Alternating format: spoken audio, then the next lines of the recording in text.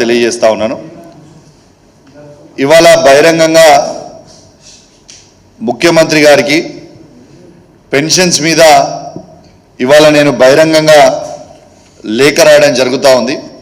ఈ లేఖని మీ ద్వారా ముఖ్యమంత్రి గారికి చేరాలని, ఇది ఓపెన్ లెటర్ టు సీఎం ఇవాళ రాస్తా ఉన్నాం. ఇది ఏంది అంటే, ముఖ్యమంత్రి గారు రేవంత్ రెడ్డి గారు అధికారంలోకి రాగానే మేము పెన్షన్లు పెంచుతాం, డిసెంబర్ 4వ తారీఖుకి మేము అధికారంలోకి వస్తున్నాం, డిసెంబర్ 9వ తారీఖుకి మేము ప్రమాణ స్వీకారం చేయంగానే నేను పెన్షన్లు అన్నీ కూడా 2000 రూపాయల నుంచి 4000 రూపాయలకి పెంచుతానని,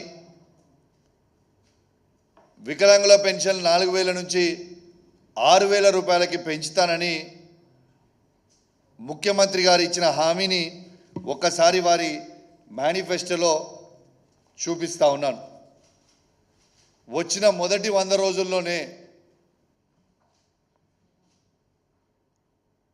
డిసెంబర్ నెల నుంచే స్టార్ట్ చేస్తాం, అమలు చేస్తామని చెప్పిన ముఖ్యమంత్రి ఇవాళ ముఖ్యమంత్రి గారు ఆ విషయాన్నే ఇవాళ మర్చిపోవడం అనేది చాలా బాధాకరం అని చెప్పి సందర్భంగా తెలియజేస్తా ఉన్నాను. ఇవాళ తర్వాత ఇంకేమని చెప్పిండు, ఇవాళ కేసీఆర్ గారు కేవలం కుటుంబానికి ఒక్కరికి మాత్రమే పెన్షన్ ఇస్తుర్రు, మేము అవ్వకిస్తాము తాతకిస్తాము, ఇంటికి 2 పెన్షన్లు ఇస్తామని చెప్పిన ముఖ్యమంత్రి గారు ఇవాళ ఎందుకు మర్చిపోయినని నేను అడుగుతా ఉన్నాను. ఇవాళ ముఖ్యమంత్రి రేవంత్ రెడ్డి గారు 2000ని 4000కి చేసే దేవునికి ఎరగ, కానీ ఆ ఇచ్చే 2000 కూడా ఎగగొడతా ఉన్నాడు. ఇలా వాళ్ళు వచ్చి 6 నెలలు అవుతా ఉంది. ఈ 6 నెలల్లో 3 నెలల పెన్షన్ ఎగరగొడతారని ఎవరైనా? ఇలా 3 నెలల పెన్షన్ ఇలా ఎగరగొట్టిండు రేవంత్ రెడ్డి గారు. ఇలా వచ్చిన డిసెంబర్ నెల పెన్షన్ ఎగరగొట్టిండు, మొన్న ఏప్రిల్ అండ్ మే నెల పెన్షన్ ఎగరగొట్టిండు. ఇది నిజం కాదా? అయ్యా రేవంత్ రెడ్డి గారు, ఈ పెన్షన్ల మీద ఆధారపడి ఉన్న అవ్వాతాతలని, లక్షలాది మందిని బాధ పెట్టడము మీకు న్యాయం అనిపిస్తుందా రేవంత్ రెడ్డి గారు అని నేను అడుగుతా ఉన్నాను. ఇలా మీరు గొప్పగా చెప్పుకుంటున్నారు, ఉద్యోగస్తులకి మేము ఫస్ట్గా జీతం వేస్తున్నామని, సంతోషం. కానీ ఇలా ఫస్ట్ తారీఖు అవ్వాతాతలకి పెన్షన్ లేకపోవడం మీకు న్యాయం అనిపిస్తుందా? ఈ పెన్షన్ల మీద బతికే తాతలు కావచ్చు, అవ్వలు కావచ్చు, వికలాంగులు కావచ్చు, ఒంటరి మహిళలు కావచ్చు, ఎయిడ్స్ పేషెంట్స్ కావచ్చు, ఫైలేరియా పేషెంట్స్ కావచ్చు, డయాలసిస్ పేషెంట్స్ కావచ్చు, బీడీ కార్మికులు కావచ్చు, చేనేత కార్మికులు కావచ్చు, గీతా కార్మికులు కావచ్చు, వీళ్ళందరూ కూడా ఈ పెన్షన్స్ మీద బతుకుతున్నారు కదా, ఈ పెన్షన్స్ మీద ఆధారపడి ఉంటారు కదా, వాళ్ళకి మీరు పెన్షన్ ఎందుకు ఇస్తలేరు అనేది ఇవాళ యావత్ తెలంగాణ ప్రజలకి మీరు జవాబు చెప్పాల్సిన అవసరం ఉన్నది. 2004 నుంచి మీకు కొన్ని ఉదాహరణలు చెప్తా. కాంగ్రెస్ ఉన్నప్పుడు ఎట్లుండే, కేసీఆర్ గారు ముఖ్యమంత్రి ఉన్న తర్వాత ఈ తాతల అవ్వల కోసం ఎంత చేసినాం అనేది ఇలా స్పష్టంగా మీడియా ద్వారా యావత్ తెలంగాణ ప్రజలందరికీ కూడా తెలిసేలాగా ఇవాళ చెప్తా అని చెప్పి సందర్భంగా తెలియజేస్తా ఉన్నాను. ఇవాళ 2004 నుంచి 2014 వరకు కాంగ్రెస్ ప్రభుత్వం అధికారంలో ఉండే. ఈ కాంగ్రెస్ పార్టీ అధికారంలో ఉన్నప్పుడు కేవలం పెన్షన్ 200 రూపాయలు మాత్రమే ఉండే. ఆ 200 రూపాయల పెన్షన్ కేవలం తెలంగాణలో వీళ్ళు ఇచ్చే పెన్షన్, తెలంగాణ ప్రాంతానికి ఆ రోజు ఇచ్చే పెన్షన్ 29,21,828 మందికి వీళ్ళు పెన్షన్ ఇచ్చేది. అంటే కేవలం వీళ్ళ బడ్జెట్ 10 సంవత్సరాలలో 5,558 కోట్లు మాత్రమే ఉండే. కానీ కేసీఆర్ గారు వచ్చిన తర్వాత మాటిచ్చినట్టు 2014 నుంచి 2023 వరకు కేసీఆర్ గారు ఫస్ట్ రాగానే ఈ 200 రూపాయల పెన్షన్ని 1116 రూపాయలు చేసిండ్రు. మళ్ళా సెకండ్ టర్మ్ గెలిచిన తర్వాత ఆ 1116 రూపాయలని 2116 రూపాయలు కేసీఆర్ గారు చేసింది కూడా మీ అందరికి కూడా గుర్తు చేస్తా ఉన్నాను. వీళ్ళు ఆనాడు కేవలం 29,21,828 మందికి మాత్రమే ఇచ్చిండ్రు. కానీ కేసీఆర్ గారు వచ్చిన తర్వాత ఇలా 44,82,254 మందికి ఇలా పెన్షన్లు మేము ఇవ్వడం జరిగింది. వీళ్ళ బడ్జెట్ కేవలం 5,558 కోట్లు మాత్రమే ఉండే. కానీ కేసీఆర్ గారు వచ్చిన తర్వాత 58,696 కోట్లు ఇవాళ ఉన్నది కూడా మీ అందరికి కూడా తెలియజేస్తా ఉన్నాను. స్పష్టంగా కేసీఆర్ గారికి తెలంగాణ మీద ఉన్న ప్రేమ, స్పష్టంగా దీని ద్వారా అవ్వాతాతల మీద ఉన్న ప్రేమ, ఒంటరి మహిళల మీద ఉన్న ప్రేమ, వితంతుల మీద ఉన్న ప్రేమ, ఇవాళ డయాలసిస్ పేషెంట్స్ మీద ఉన్న ప్రేమ, ఇలా చేనేత కార్మికుల మీద ఉన్న ప్రేమ, బీడీ కార్మికులు ఉన్న ప్రేమ, ఇలా గీతా కార్మికులు ఉన్న ప్రేమ స్వయంగా ఇలా కనబడతా ఉంది. మరి ఈ తెలంగాణ రాష్ట్రంలో కేసీఆర్ గారు ఇచ్చిన 44,82,274 మంది పెన్షన్దారులని మీరు ఎందుకు ఇబ్బంది పెడుతున్నారు? మీరు ఎప్పుడు ఇస్తారు? మీరు ఎందుకు పెంచుతలేరు?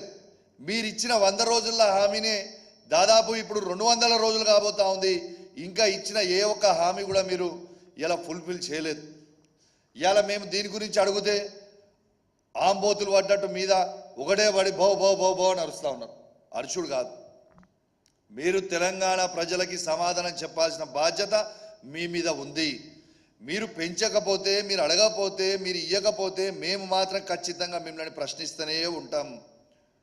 ఎందుకంటే ప్రజలు ఇవన్నీ చేస్తారని మీరు నమ్మి అధికారంలో కూర్చోబెట్టారు. కాబట్టి నేను దయచేసి ముఖ్యమంత్రి గారిని రిక్వెస్ట్ చేస్తా ఉన్నా, ఖచ్చితంగా మీరు ఇవాళ వీళ్ళకి ఇవ్వాల్సిన బకాయిలని మళ్ళీ ఒకసారి క్లారిటీగా చెప్తా ఉన్నా, డిసెంబర్ నుంచి ఈ జూన్ మంత్ వరకు వాళ్ళకి మీరు పెన్షన్లు మొత్తము 2,000 రూపాయలతో పాటు వాళ్ళకి ఇస్తా అన్న అదనపు 2,000, 4,000 బకాయిలు ఏవైతే ఉన్నాయో, ఎందుకంటే మీరు కుటుంబానికి ఇద్దరికి ఇస్తా అన్నారు కదా, ఆ ఇద్దరికి ఆ బకాయిలని మొత్తం కూడా చెల్లించాలి అని నేను డిమాండ్ చేస్తూ ఉన్నా అని చెప్పి సందర్భంగా తెలియజేస్తూ ఉన్నాను. కానీ దయచేసి తాతలు అవ్వాలని మాత్రం ఇబ్బంది పెట్టకండి.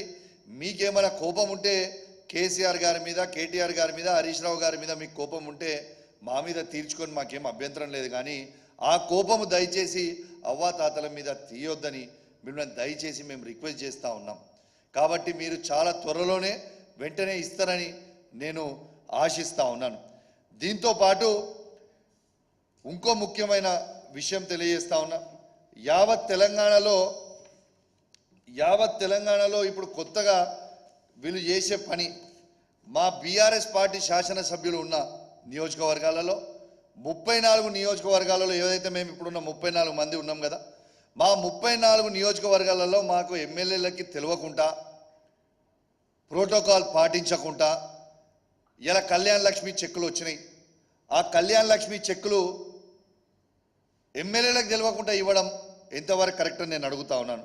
ఇలా యావత్ మీడియా సమక్షంలో చూపిస్తూ ఉన్నాను. ఇది జియో మీకు చూపిస్తూ ఉన్నా, జియో నంబర్ 18.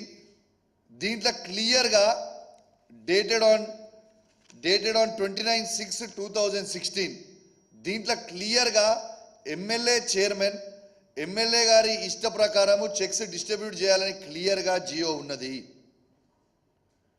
దీని ప్రకారం అధికారులు ఫాలో అయితే బాగుంటుందని విజ్ఞప్తి చేస్తూ ఉన్నాను. ఇలా మీకు స్వయంగా చెప్తా ఉన్నాను, ఎంత బాధాకరం అంటే, ఇలా ఉదాహరణ చెప్తున్నా, నా నియోజకవర్గంలో ఒక శాసనసభ్యునిగా అఫీషియల్గా నేను లెటర్ పెట్టి 5 మండల ఎంఆర్ఓలకి లెటర్ పెట్టి డేట్లు ఇచ్చి, మా జియో కాపీ అటాచ్ చేసి డేట్లు ఇచ్చి, దయచేసి నేను మా ప్రజలకి చెక్స్ అనేది నేను డిస్ట్రిబ్యూట్ చేయాలి, మీరు డిస్ట్రిబ్యూట్ చేయడానికి తగిన అరేంజ్మెంట్ చేయండి అని అఫీషియల్గా నేను లెటర్ రాసిన. ఒక్కరోజు కూడా అరేంజ్మెంట్ చేయకుండా మంత్రి గారు వస్తా అంటున్నారు ప్రోగ్రామ్కి అని చెప్పి ఆపుతా ఉన్నారు. పొన్నం ప్రభాకర్ గారు, రేవంత్ రెడ్డి గారి నాయకత్వంలో మీరు నా మీద కోపం ఉంటే, నా మీద ఎన్నుంటే, మీరు ఎన్ని ఇబ్బందులు పెట్టినా, మీరు నన్ను ఎంత అవమానించినా నాకేం పర్వాలేదు, నేను భరించడానికి సిద్ధంగా ఉన్నా. కానీ నా హుజురాబాద్ నియోజకవర్గ లబ్ధిదారులని అవమానించి ఇబ్బంది పెడితే మాత్రం బిడ్డ తాట తీస్తాం. ఖచ్చితంగా నా హుజురాబాద్ నియోజకవర్గ ప్రజల కోసం ఎంత దూరమైనా నేను వెళ్తా. ఇవాళ హుజురాబాద్ నియోజకవర్గంలో వచ్చిన 381 చెక్లని మాకెందుకు పంచనిస్తలేరని నేను అడుగుతా ఉన్నాను. ఇవాళ 27 తారీఖున ఈ చెక్స్ అన్నీ కూడా ల్యాబ్స్ అవుతూ ఉన్నాయి. ఈ చెక్స్ 27 తారీఖున ల్యాబ్స్ అవుతున్నప్పుడు మీరు ఎందుకు ఆ చెక్స్ని డిస్ట్రిబ్యూట్ చేయనిస్తలేరు? హుజురాబాద్ మండలం హుజురాబాద్ పట్టణానికి వచ్చిన 41 చెక్లని, ఇల్లంతకుంట మండలంలో వచ్చిన 66 చెక్లని, జమ్మికుంట జమ్మికుంట పట్టణంకి వచ్చిన 129 చెక్లని, ఇవాళ వీణవంక మండలం వచ్చిన 71 చెక్లని, ఇవాళ కమలాపూర్ మండలం వచ్చిన 61 చెక్లని, ఇవి మొత్తం కలిపితే 368 చెక్లని మీరు ఎందుకు డిస్ట్రిబ్యూట్ చేయనిస్తలేరు, ఎందుకు ఇస్తలేరు అని నేను అడుగుతా ఉన్నాను. ఇవాళ 27 తారీఖు చెక్కులు ల్యాబ్స్ అవుతున్నాయి. మీరు పోయినసారి కూడా ఇదే కథ చేసిర్రు. ఆ చెక్కులు ల్యాబ్స్ అయితే మళ్ళీ ఇలా సగం చెక్కులు గవే చెక్కులు వచ్చినాయి.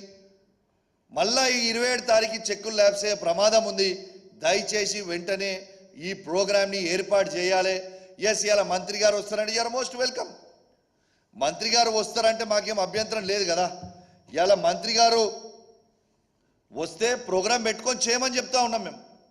నేను మంత్రి గారిని అడుగుతా ఉన్నా, ఎందుకు మీరు భయపడుతున్నారా? కేసీఆర్ గారు ఇచ్చిన ఈ 1,116 రూపాయలతో పాటు రేపు మీరు వచ్చి ప్రోగ్రాం పెడితే నేను హుజురాబాద్ నియోజకవర్గంలో మరి మీరు ఇచ్చిన 100 గ్యారెంటీల హామీలో వెంటనే ఇలా ఇక్కడ ఉంది, మీరు ఇది చూడొచ్చు. దీంతో పాటు వాళ్ళు ఇచ్చిన 1,116 రూపాయలతో పాటు తులం బంగారం ఇస్తామని క్లియర్గా వాళ్ళ మేనిఫెస్టోలో పెట్టినరు.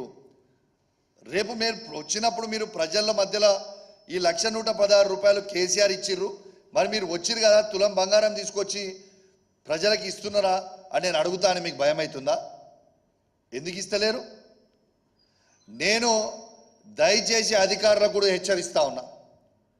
నేను జిల్లా కలెక్టర్లకి, ఆర్డీఓలకి, ఎంఆర్ఓలకు కూడా చెప్తా ఉన్నాను, అధికారం ఎవరిది శాశ్వతం కాదు.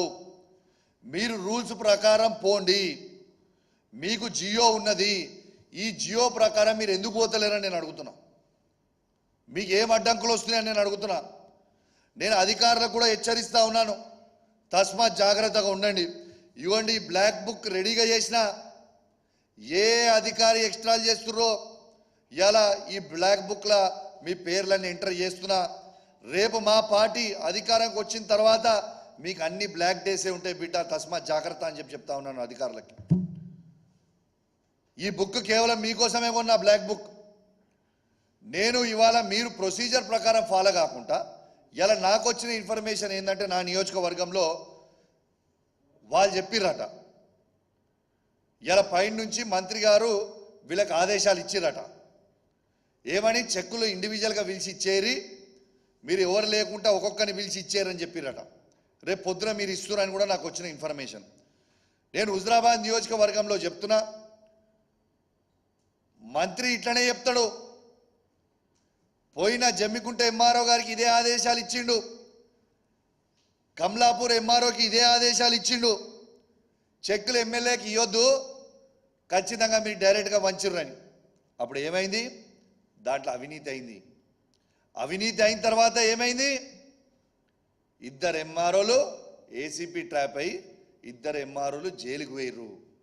కాబట్టి అధికారులకు అది గుర్తు చేస్తా ఉన్నా, తస్మాత్ జాగ్రత్తగా ఉండండి.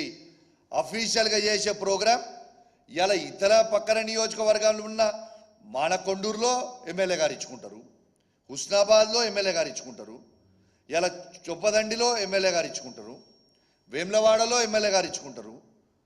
అరే, మా దగ్గర ఉన్న బీఆర్ఎస్ పార్టీ ఎమ్మెల్యేలు ఉన్న కాడ మేము ఎందుకు ఇవ్వద్దు? మీకు ప్రజలు ఓట్లేసి గెలిచిర్రు, మేము కూడా ప్రజలు ఓట్లేస్తేనే గెలిచినాం కదా. దానికి మీరు మాకు ఇవ్వకపోవడానికి అధికారం మీకు ఎక్కడ ఉన్నది? What right does a minister have to stop? నేను అడుగుతున్నా. నేనైతే అధికారులకు క్లియర్గా చెప్తున్నా, నేను అఫీషియల్గా మీ దగ్గర రిసీవ్డ్ కాపీస్ తీసుకున్నా. మీరు ప్రోగ్రాం పెట్టకుండా మీరు చెక్కులు పంచేసే ప్రయత్నం చేస్తే మేము హైకోర్టుకు పోతాం, మేము పిటిషన్ వేస్తాం. ఖచ్చితంగా మీ అందరినీ మేము రేపు పార్టీ చేసి కలెక్టర్ గారిని, ఆర్డీఓ గారిని, అందరు ఎంఆర్ఓని పార్టీ చేసి హైకోర్టులో పిటిషన్ వేస్తాం. రేపు మీరు ఇబ్బందుల పాల్పడతారు. కాబట్టి మీరు యాజ్ పర్ ప్రొసీజర్ మీరు పోతే అద్భుతంగా ఉంటుంది. ప్రొసీజర్ ప్రకారం పోకపోతే మీరు ఖచ్చితంగా ఇబ్బంది పడే ప్రమాదం ఉంటుంది. కాబట్టి నేను దయచేసి మరొక్కసారి మిమ్మల్ని హెచ్చరిస్తూ ఉన్నాను. నిన్న నేను ప్రత్యేకంగా మా హుజురాబాద్ నియోజకవర్గం నుంచి నేను శాసనసభ్యునిగా ఉన్నా కాబట్టి హుజురాబాద్ నియోజకవర్గంలో ఉన్న ఆర్డీఓ గారికి, హుజురాబాద్ నియోజకవర్గంలో ఉన్న 5 మండలాల ఎంఆర్ఓ గారికి, 2 కమిషనర్లకు కూడా చెప్తా ఉన్నాను. మీరు నన్ను రిక్వెస్ట్ చేసిర్రు, సార్ దయచేసి మీరు మాకు అఫీషియల్గా లెటర్ ఇచ్చిండ్రు, మేము ప్రోగ్రామ్ ఆర్గనైజ్ చేస్తాం, మంత్రి గారు డేటు ఇస్తారంటే నేను గౌరవించిన. మీ మాట మీద గౌరవించి నేను ఆగిన. ఇలా మంత్రి గారిని రమ్మనండి, డేట్ పెట్టి ప్రోగ్రాం పెట్టి చేయమని చెప్పండి. మంత్రి గారికి వీలు కాకపోతే ఎమ్మెల్యేగా మేము ఉన్నాం, మా ఎంపీపీలు ఉన్నారు, మా జెడ్పీటీసీలు ఉన్నారు, మా మున్సిపల్ చైర్మన్ ఉన్నారు, మా కౌన్సిలర్ ఇంకా ఉన్నారు, వాళ్ళ టర్మ్ మొత్తం ఉన్నది, మేము అందరం కలిసి ఇస్తాం. లేకుండా మీరు ప్రొసీజర్ ఫాలో కాకపోతే మాత్రం మీరు తీవ్రమైన ఇబ్బందులు పడతారు. ఎందుకంటే ఇలా ఎంత అన్యాయమో మళ్ళొక్కసారి మీకు ప్రభాకర్ గారు ఎంఆర్ఓ గారికి ఇచ్చిన ఆడియో రికార్డ్ని ఒక్కసారి మీకు వినిపిస్తా. ఒక్కసారి మీ ద్వారా యావత్ తెలంగాణ ప్రజలు మొత్తం కూడా చూడాలని నేను విజ్ఞప్తి చేస్తున్నా. ఒక్కసారి మీరు ఇది కూడా వినిపిస్తా. 1 మినిట్ ఈ ఆడియో తీస్తున్నా, ఒక్క నిమిషంలో మీకు ఈ ఆడియో కూడా వినిపిస్తాను. ప్రభాకర్ గారు స్వయంగా ఒక మంత్రిగా ఉండి ప్రమాణం ఏమని చేస్తారండి? రాగద్వేషాలకు అతీతంగా అని ప్రమాణం చేస్తారు. ఇదా వీళ్ళు చేసేది? ఈ ఆడియో ఒక్కసారి మీరు వినాలే, దయచేసి మొత్తం కూడా ప్లే చేయాలి, మంచిగా వినాలే. ఒక్కసారి మంత్రి గారు ఎంఆర్ఓని, ఆర్డీఓ గారిని స్వయంగా ఎట్లా బెదిరిస్తారో ఒక్కసారి మీరు విను. సార్ సార్ నమస్తే సార్. నా నెంబర్ లేదా తల్లి? పొన్నం ప్రభాకర్, ఇది నా అధికారిక నెంబర్. ఇది లేదు సార్, ఇప్పుడే ట్రూ కాలర్ చూస్తున్నాను సార్, నాకు చేసుకుంటాను సార్. ఆర్డీఓ గారు లైన్ లో ఉన్నారు. మాధవి, మినిస్టర్ గారు కాల్ చేసిన. నమస్తే అమ్మా. సార్ అదే ఇప్పుడు మొన్న మీరు చెక్కుల గురించి చెప్పారు కదా, కళ్యాణ లక్ష్మి. అవును సార్. మంత్రి గారి దృష్టిలో పెట్టి వాళ్ళు చెప్పినట్టుగా ఆ టైం తీసుకొని చెయ్యండి అని దృష్టిలో పెట్టే ఏం లేదు. ఒక నిమిషం ఆర్డీఓ సార్, మేము కూడా చెప్తున్నాం. ఎంఆర్ఓ గారు సార్ సార్ మొన్నటి దాకా హుజురాబాద్ ఎమ్మెల్యే ఈటెల రాజేందర్ ఉంటే ఎమ్మెల్సీ గవర్నమెంట్ ఉంది కదా అని ఎమ్మెల్సీ కౌశిక్ రెడ్డి ద్వారా మంచిపించారు మీరు. అవును సార్, అవును. ఇప్పుడు మేము మా వారికి ప్రోటోకాల్ లేదు. ఎమ్మెల్సీ కాదు, మా contested candidate Pranav sir. Sir ఎమ్మెల్యేకి మా పార్టీ వాడు కాదు, మా అధికార పార్టీ కాదు. సార్ మీకే స్వేచ్ఛ ఇస్తున్నాం, మీరే అధికారం పెంచండి. ఆయన చేయికి ఒక్కటి పోయినా సార్ పోవద్దని చెప్తున్నారు.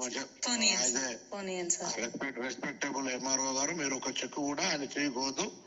మీరే స్వయంగా అవసరమైతే స్థానిక సర్పంచులు ఆలోచన తీసుకొని పోయి లోకల్ ఇచ్చేసుకోండి. మీరు విన్నారు కదా, లైవ్గా ఎంఆర్ఓ గారికి చెక్కులు ఇవ్వద్దని చెప్తుండు. ఈ జియో ఏమున్నదండి మీకు చదువుతా, 3rd పారా 4th పాయింట్లో, checks will be distributed by the concerned constituency MLA to the beneficiary once in a week or on a specific day at mandal headquarters or as per MLA wish అనేది క్లియర్గా జియో ఉన్నాక ఇట్లా చెప్పడము న్యాయమా? రెండోది, ఈ మంత్రి గారు చెప్పిండ్రు, ఆ ఎంఆర్ఓలు అప్పుడు 2 చేసిర్రు. వాళ్ళు ఎంఆర్ఓలు ఆ రోజు 2 అవినీతి చేసిర్రు చెక్కులలో. ఏమైంది? 2 ఇవాళ ఎంఆర్ఓలు జైలుకి పోయింది. ఇది ప్రజాస్వామ్యం. ఖచ్చితంగా ప్రజల మధ్యలోనే చెక్కులు పంచాల్సిన బాధ్యత, ప్రోగ్రాం పెట్టి ఇవ్వాల్సిన బాధ్యత ఉన్నది. ఏ ఒక్క చెక్ అయినా కూడా ఎంఆర్ఓ గారు ఇండివిజువల్గా పంచితే ఇది మీరు అవినీతికి పాల్పడుతున్నారు కాబట్టే అనే ప్రమాదం ఉంటుంది, రేపు బెనిఫిషరీస్ చెప్పే ప్రమాదం ఉంటుంది. కాబట్టి మీరు కూడా తస్మాత్ జాగ్రత్త అని మీ అందరికీ కూడా హెచ్చరిస్తా ఉన్నాం. దీంతో పాటు పొన్నం ప్రభాకర్ గారి ఒక breaking news, legal notice fly ash స్కామ్లా మేము కౌశిక్ రెడ్డి గారికి పంపించినాము, జోగన్పల్లి సంతోష్రావు గారికి పంపించినాము, టీ న్యూస్కి పంపించినాము, నమస్తే తెలంగాణకు పంపించినాము అని ఫ్లాష్ న్యూస్ అని చెప్తున్నాం. అయ్యా పొన్నం ప్రభాకర్ గారు, మీరు మీ ఇల్లీగల్ యాక్టివిటీస్ని లీగల్ నోటీస్ ద్వారా ఆపాలనుకుంటే, మా నోర్లు మూపియాలనుకుంటే కలవదు బ్రదర్. నీ లీగల్ నోటీస్కి బరాబర్ మా లీగల్ టీం నీకు బరాబర్ జవాబు చెప్తాం. నేను ఒకటే ఛాలెంజ్ విసురుతా ఉన్నా పొన్నం ప్రభాకర్ గారికి, మీరు ట్రాన్స్పోర్ట్ అధికారి, మరి మీరు ట్రాన్స్పోర్ట్ మినిస్టర్గా ఉన్నప్పుడు ఓవర్లోడ్ లారీస్ పోవచ్చా? నేను ఒక బాధ్యత కలిగిన శాసనసభ్యునిగా రెడ్ హ్యాండెడ్గా లారీని పట్టుకొని దాంట్లో పోతున్న వెయిటేజ్ని, దాంట్లో వే బిల్ అవసరం లేదు అని కొన్ని మాట్లాడుతున్నాను. నేను జిఎస్టీ వే బిల్ గురించి మాట్లాడలేదు సార్, నేను వెయిట్ వే బిల్ గురించి మాట్లాడినా. ఇలా 34 టన్స్ 16 టైర్ లారీ ఉదాహరణ 34 టన్స్ పోవాలంటే 80 టన్స్ ఎట్లా పోతుంది అని నేను అడుగుతున్నా. దాంట్లో పోవచ్చా? దీనికి సమాధానం చెప్పు. ఇవాళ దాకా నువ్వు ట్రాన్స్పోర్ట్ మినిస్టర్గా ఉండి ఇవాళ వరకు, ఈవెన్ టుడే నేను మీడియా ఛానళ్ళని కూడా రిక్వెస్ట్ చేస్తున్నా, మొత్తము రాష్ట్ర వ్యాప్తంగా మీ రిపోర్టర్స్ ఉంటారు, మీరు ఇవాళ కూడా ఈవెన్ ఈ మినిట్ కూడా రామగుండం నుంచి ఖమ్మం వరకు మీరు రిపోర్టర్స్ని ఒక్కసారి అందరినీ రోడ్డు మీదకి రమ్మని చెప్పండి. ఇప్పటికి కూడా ఈవెన్ నేను ఇంత పెద్ద అలిగేషన్ చేసిన తర్వాత కూడా ఇవాళ కూడా బండ్లు అట్లనే పోతున్నాయి. మరి పోవచ్చా బండ్లు? ఓవర్లోడ్ పోవచ్చా? దీనికి జవాబు చెప్పండి నాకు కావాల్సింది. రోడ్లు పాడవుతున్నాయి, ఇలా ఫ్లై యాష్ కింద పడి ప్రజల ప్రాణాలు పోతున్నాయి. మరి అదెందుకు ఆపుతలేరు మీరు?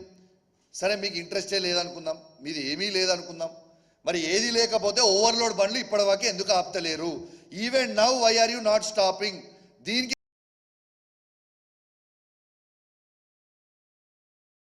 నేను ఈ మీడియా ద్వారా పొన్నం ప్రభాకర్ గారికి నేను సవాల్ విసురుతున్నా.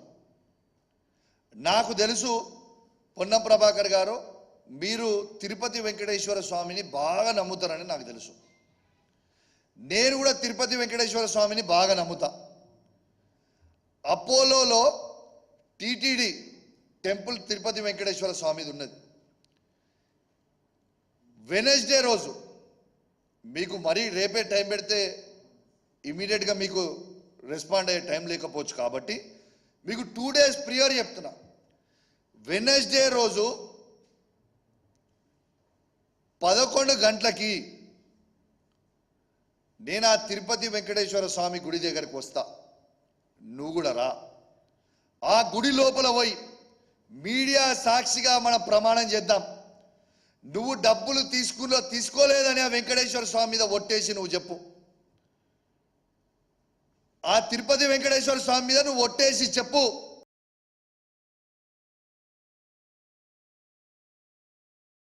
లేకుంటే నీ మొక్కు భూమికి నువ్వు రాకుతావా చెప్పు.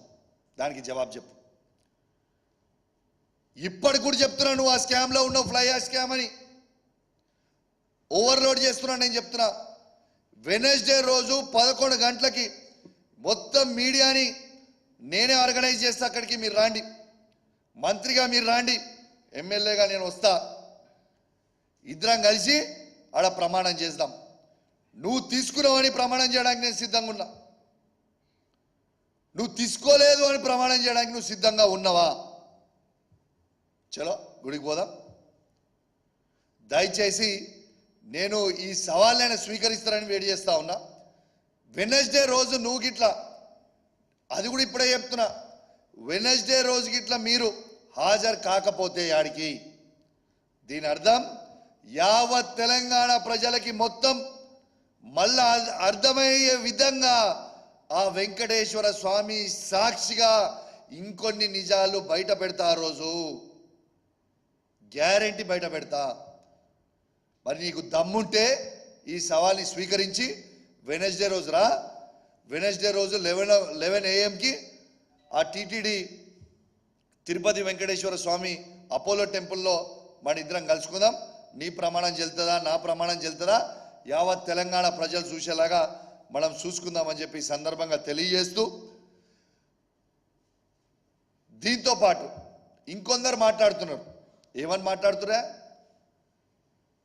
బీఆర్ఎస్ పార్టీ ఎమ్మెల్యేలు అందరు పోతారు, పార్టీ మూసుకపోతుంది. అరే, చెప్పేటోనికి సిగ్గున్నదా? వినేటోనికి చెప్పడానికి సిగ్గున్నదా? లేకుంటే అసలు మీకు సిగ్గు, శరము, లజ్జా, మానం ఉన్నదా అని నేను అడుగుతున్నా. ఇలా బీఆర్ఎస్ పార్టీ పోయిన 4 దొంగలు పోతే పోయిర్రు. మేము 34 మంది ఎమ్మెల్యేలు ఉన్నాం, 28 మంది ఎమ్మెల్సీలు ఉన్నాం, 4 పార్లమెంట్ సభ్యులు, రాజ్యసభ పార్లమెంట్ సభ్యులు ఉన్నాం, వేలాది మంది జెడ్పీటీసీలు, ఎంపీపీలు, మున్సిపల్ చైర్మన్లు, కౌన్సిలర్లు, సర్పంచులు ఉన్నాం, లక్షలాది మంది కార్యకర్తలు ఉన్నారు, వేలాది మంది వార్డు మెంబర్లు, ఉప సర్పంచులు, సింగిల్ విండో చైర్మన్లు, సింగిల్ విండో డైరెక్టర్లు, మార్కెట్ చైర్మన్లు, మాజీ మార్కెట్ చైర్మన్లు, వేలాది మంది, లక్షలాది మంది బీఆర్ఎస్ పార్టీ కార్యకర్తలు ఉన్నారు. ఎవరో ఒకరిద్దరు ఎమ్మెల్యేలు పోతే పార్టీ ఆగిపోదు. మేము మీకు చెప్తున్నాం, ఈ 5 సంవత్సరాలు ఖచ్చితంగా ప్రజల పక్షాన పోరాడతాం, మా గలం ఎత్తుతాం. ఈ ఎమ్మెల్యేలు ఉండొచ్చు, ఎమ్మెల్యేలు పోతే పోవచ్చు, మాకేం ఫరక పడేది ఏం లేదు. మాకు బీఆర్ఎస్ పార్టీ కార్యకర్తలు ఉన్నారు. మేమందరము ఎమ్మెల్యేల కంటే ముందు బీఆర్ఎస్ పార్టీ కార్యకర్తలము, బీఆర్ఎస్ పార్టీ సైనికులము, కేసీఆర్ కింద ఉండే శిష్యులము. ఖచ్చితంగా పార్టీ బతుకుతుంది, ఖచ్చితంగా మళ్ళా పార్టీ అధికారంలోకి వస్తుంది. ఖచ్చితంగా చెప్తున్నా, 5 సంవత్సరాలలో మళ్ళా కేసీఆర్ గారు ఈ తెలంగాణ రాష్ట్రానికి ముఖ్యమంత్రి అవుతారు అని బల్ల కొద్దీ చెప్తున్నా, రాసి పెట్టుకోండి. మీరు ఎందుకు ఇంత బలంగా చెప్తున్నా తెలుసా? 5 పార్టీల ఎమ్మెల్యేలు ఉన్న కాంగ్రెస్ పార్టీ నాయకుడు లేనోడు ఒకడు, మనిషి లేడు, వల్ల మంచరం లేడు, ఒక నాయకుడు లేడు. గవాల 5 ఎమ్మెల్యేలు ఉండి పట్టుమని 5 ఎమ్మెల్యేలు లేరు. గా పార్టీ అధికారంకి వచ్చింది 64 మందితో. మాకు తెలంగాణ సాధించిన కేసీఆర్ ఉన్నాడు, దాని కింద బలమైన నాయకత్వమైన కేటీఆర్ గారు ఉన్నారు, హరీష్ రావు గారు ఉన్నారు. ఇంత బలమైన పార్టీ ఉండి, ఎస్టాబ్లిష్ అయిన ఉన్న పార్టీ ఉండి మేము అధికారంకి రామన్నా. ఇంత అభివృద్ధి చేసినాం, ఎంత అభివృద్ధి చేసినాం బాస్. ఇలా మొత్తం తెలంగాణ రాష్ట్రంలో కేసీఆర్ గారు అభివృద్ధి చేయలేదని చెప్పే దమ్ము, ధైర్యం ఏమనుకని ఉందా? ఈ 10 సంవత్సరాల ఛాలెంజ్, ఇది కూడా ఛాలెంజ్ ఇస్తున్నా. ఈ 10 సంవత్సరాలలో ఇది కూడా ఛాలెంజ్గా చెప్తున్నా. కేసీఆర్ గారి కంటే ఎక్కువ అభివృద్ధి చేసిన రాష్ట్రాన్ని ఈ భారతదేశంలో ఏ కాంగ్రెస్ పార్టీ పరిపాలిస్తున్న రాష్ట్రం కానివ్వండి, లేకుంటే బీజేపీ పరిపాలిస్తున్న రాష్ట్రం కానివ్వండి, కేసీఆర్ గారి కంటే ఎక్కువ అభివృద్ధి చేసిందని చూపించే ధైర్యం ఎవరికైనా ఉన్నదా అని నేను అడుగుతా ఉన్నా. ఇంకోటి కూడా చెప్తున్నా బ్రదర్, అది మా ఎమ్మెల్యేలే అనుకోర్రి, పోయినోళ్ళే అనుకోర్రి. ఎవరైతే ఇవాళ కేసీఆర్ గారిని మోసం చేస్తున్న ఎమ్మెల్యేలు కావచ్చు, ఎవరైనా కావచ్చు, బిడ్డ ఎవరిని ఇచ్చిపెట్టాం. రేపు అధికారానికి వచ్చినాక గుర్తుపెట్టుకోర్రి. మీ లొసుకులు మాకు కూడా తెలుసు. మళ్ళీ మీరు కేసీఆర్ గారి దగ్గరకు వచ్చో, కేటీఆర్ గారి దగ్గరకు వచ్చో, హరీష్ రావు గారి దగ్గరకు వచ్చో, కాలు పట్టుకున్నా, ఏళ్ళు పట్టుకున్నా, లబో దిబో ఏడిచిన పార్టీలకు రానియం, గుర్తుపెట్టుకోర్రి. ఇంతకు ముందున్న కేసీఆర్ గారు ఇప్పుడు ఉండరు. ఎటు పరిస్థితిలో ఎవరిని కూడా వదిలిపెట్టాం. మీ లొసుకులని మాకు కూడా తెలుసు. ఇప్పుడు మీరు అధికార పార్టీలో పోగానే మీ లొసుకులని మూసుకుంటే అని మీరు అనుకోకుర్రి. మళ్ళా 5 ఏళ్ళ కేసీఆర్ ముఖ్యమంత్రి అవుతాడు, అప్పుడు ఉంటుందిరా స్వామి రంగా, మీకు ఉంటుంది తెలుసా? అప్పుడు మీకు సమ్మ ఉంటుంది. అప్పుడు మీరు చూడురు ఏముంటుందో. కానీ బిడ్డ 5 ఏళ్ళ వరకు ఎంజాయ్ చేస్తారు కావచ్చు, 5 ఏళ్ళ తర్వాత మీకు ఉంటుంది చూడు స్వామి రంగా. తర్వాత చూడు ఎట్లుంటుందో మీ కథ. మీకు ఒక్కటే ఎగ్జాంపుల్ చెప్తా బాయ్. నేను పార్టీ కంటే పెద్ద ఎవరం కాదు, మీరు ఒక్కటి గుర్తుపెట్టుకోరు. నేను ఉన్న అందరు ఎమ్మెల్యేలకు కూడా చెప్తున్నా, మా బీఆర్ఎస్ పార్టీ ఎమ్మెల్యేలకి, మనం ఎవ్వరం కూడా పార్టీ కంటే పెద్ద కాదు. ఉదాహరణ మీకు చెప్తా, మా హుజరాబాద్ నియోజకవర్గం గురించే మీకు చెప్తా. ఇలా హుజరాబాద్ నియోజకవర్గంలో ఆనాడు టీఆర్ఎస్ బీఆర్ఎస్ ఆ రోజు టీఆర్ఎస్ ఉన్న పార్టీలో ఈటల రాజేందర్ గారు నంబర్ 2గా కేసీఆర్ గారి కుటుంబం తర్వాత నంబర్ 2గా వివరించిండు. పార్టీ ఇచ్చిపెట్టిపోయిండు హుజరాబాద్ నియోజకవర్గంలో. ఇలా పార్టీ ఇచ్చిపెట్టి పోతే పార్టీ బతకలేదా? ఇలా తిరిగి మళ్ళా బీఆర్ఎస్ పార్టీ జెండా ఎగిరేయలేదా? కాబట్టి పార్టీ లేనిది మనం ఎవ్వరం లేం. మనకు మనం ఎక్కువ ఊహించుకుంటే బొక్క బోర్ల పడతాం, గుర్తుపెట్టుకోరు. ఈటల రాజేందర్ గారు పడ్డట్టు బొక్క బోర్ల మనం కూడా బొక్క బోర్ల పడతాం. కాబట్టి తస్మాత్ జాగ్రత్తగా ఉండుర్రి. పార్టీ కంటే పెద్ద ఎవ్వరం కాదు. ఇవాళ మన అందరం కూడా కేసీఆర్ గారి పుణ్యాన, కేసీఆర్ గారి బొమ్మ మీద, కేసీఆర్ గారు చేసిన అభివృద్ధి మీదనే మన అందరం కూడా గెలిచినాం. ఎవ్వరు కూడా మర్చిపోకండి అది. కాబట్టి ఈ కష్టకాలంలో ఎమ్మెల్యేలుగా మన అందరం కూడా కేసీఆర్ గారికి అండగా నిలుచుందాం. మన బీఆర్ఎస్ పార్టీ కార్యకర్తలకు అండగా నిలుచుందాం. మన బీఆర్ఎస్ పార్టీని కాపాడుకుందాం. మన తెలంగాణ రాష్ట్రాన్ని కాపాడుదాం. దయచేసి మళ్ళా కేసీఆర్ గారిని గద్దె మీద కుసబెడదాం. దయచేసి ఎవరికన్నా ఇంకా ఈ దాంట్లో ఉన్నారు కూడా ఈ ఆలోచన ఉంటే మానుకోండి దయచేసి నేను హెచ్చరిస్తా ఉన్నాను అని తెలియజేస్తూ, ఖచ్చితంగా అందరూ అర్థం చేసుకుంటారని, మా ఎమ్మెల్యేలు కూడా నన్ను నేను ఇట్లా మాట్లాడినని తప్పు పట్టకుండా నేను ఉన్న వాస్తవాలు కూడా నేను చెప్తున్నా. కాబట్టి దయచేసి అందరూ కూడా అర్థం చేసుకుంటారని విజ్ఞప్తి చేస్తూ సెలవు తీసుకుంటా ఉన్నాను.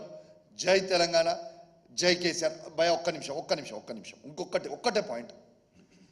కొందరు ఈ కళ్యాణ లక్ష్మి విషయంలో వచ్చేవరకు ఇంకొక మాట కూడా చెప్తున్నారు. కాబట్టి నేను అది కూడా క్లారిటీ ఇస్తున్నా, ప్లీజ్ మీ ద్వారా తెలవాలి.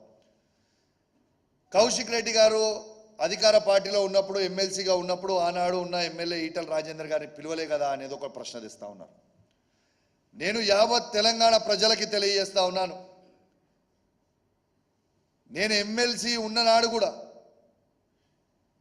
ప్రతి ప్రోగ్రాంకి ఆనాడు ఉన్న ఎమ్మెల్యే ఈటల రాజేందర్ గారికి అధికారులు అఫీషియల్గా పిలిచిండ్రు. కానీ ఎమ్మెల్యే గారు ఆనాడున్న ఈటల రాజేందర్ గారు వచ్చి ఆ ప్రోగ్రాంలో పాల్పంచుకోకపోతే దాని బాధ్యుని నేను కాదు కదా. You could have come.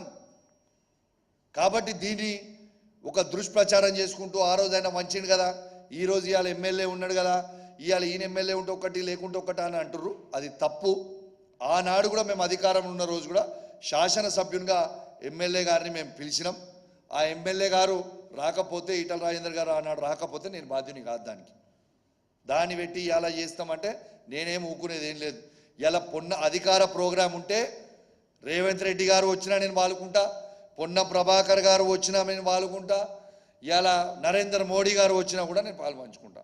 మీకు ఉదాహరణ చెప్తున్నా, మొన్న నరేంద్ర మోడీ గారు పెట్టిన పిఎం కిసాన్ ప్రోగ్రాంకి మొన్న మినిస్టర్ ఆఫ్ స్టేట్ సోమన్న గారు నా నియోజకవర్గానికి వచ్చారు. ఎస్, రిసీవ్ చేసుకున్నా, బొకే ఇచ్చిన, ఆయనతో పాల్పంచుకున్నా. ఇలా ఆ రోజు పాల్పంచుకొని నేను ఏం చెప్పిన ఆ రోజు, ఇలా దేశవ్యాప్తంగా మీరు నరేంద్ర మోడీ గారు పిఎం కిసాన్ కింద 20,000 కోట్లు ఇస్తున్నారని మీరు చెప్తే నేను ఆ రోజు నా మైక్ పట్టుకొని చెప్పిన, తెలంగాణ రాష్ట్రంలో ఒకటే తెలంగాణ రాష్ట్రంలో కేసీఆర్ గారు 75,000 కోట్లు ఇచ్చిండు అని ఆ రోజు నేను మైక్ పట్టుకొని బాజాబ్తు చెప్పిన. మీరు దేశవ్యాప్తంగా 20,000 కోట్లు ఇస్తే ఒక్క తెలంగాణ రాష్ట్రంలోనే ఈ భారతదేశంలో కేసీఆర్ గారు ఇచ్చింది 75,000 కోట్ల రూపాయలు. దట్ ఈస్ కేసీఆర్ అని మైక్ పట్టి చెప్పిన. బాజాబ్తా కేసీఆర్ గారు చేసిన మంచి పనులు, కేసీఆర్ గారు చేసిన అన్నీ కూడా బాజాబ్తు మేము ప్రజల్లోకి తీసుకుపోతామని కూడా తెలియజేస్తూ సెలవు తీసుకుంటా ఉన్నాం. జై తెలంగాణ, జై కేసీఆర్. Thank you.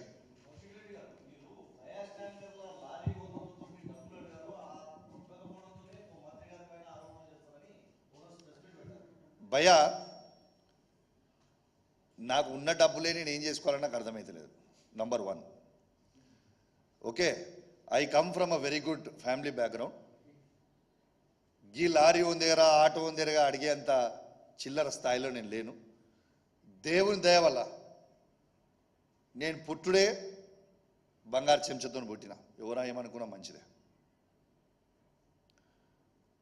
నాకున్న పైసలే ఏం చేసుకోవాలో నాకు అర్థమైందంటే వీళ్ళదని అడుగుతున్నా.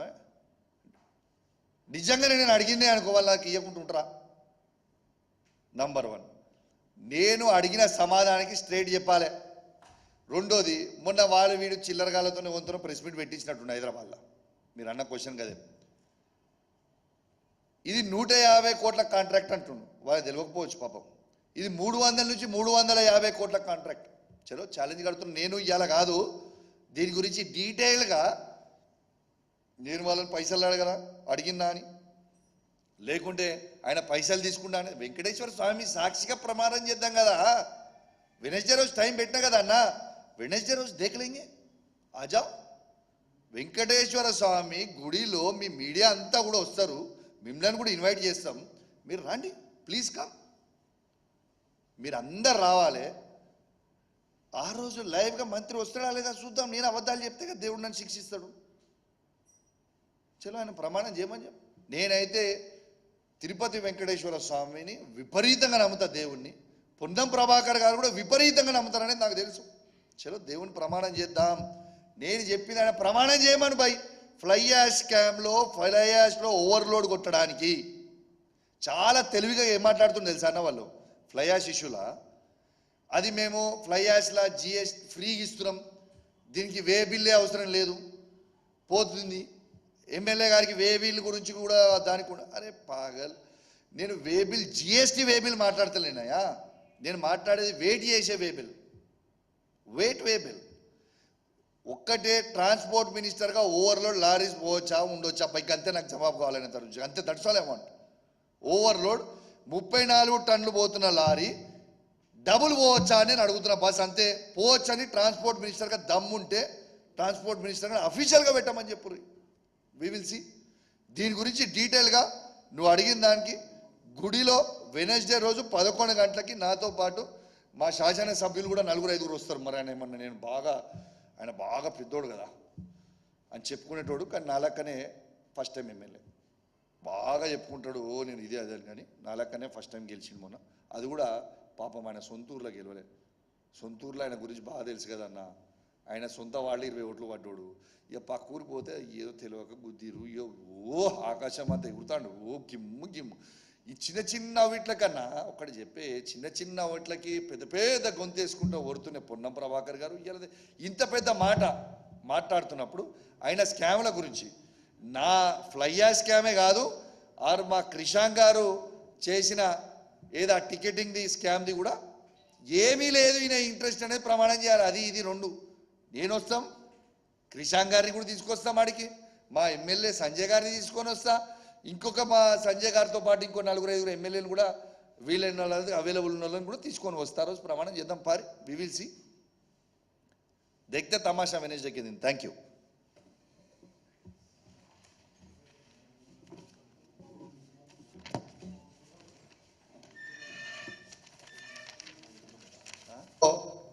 చూపిస్తా ఉన్నాను. వచ్చిన మొదటి 100 రోజుల్లోనే